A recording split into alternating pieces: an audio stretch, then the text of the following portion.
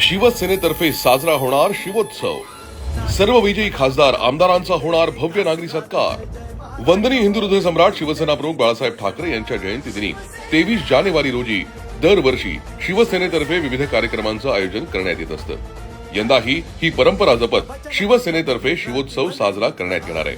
मागील 2.5 वर्षांच्या कार्यकाळात तत्कालीन मुख्यमंत्री माननीय एकनाथजी शिंदे साहेबांनी महाराष्ट्राच्या विकासाला गती दिली। याचीच पोचपावती जनतेनं लोकसभा विधानसभा निवडणुकीत शिवसेना आणि महायुतीला दिली। जनतेनं दिलेल्या या भरघोस मतरूपी आशीर्वादामुळे विजयी उत्सव साजरा करण्यासाठी वंदनीय बाळासाहेब ठाकरे यांच्या जयंतीदिनी मुंबईतील बीकेसी मैदान इथे संध्याकाळी 6 वाजता शिवोत्सव कार्यक्रम आयोजित करण्यात आलाय।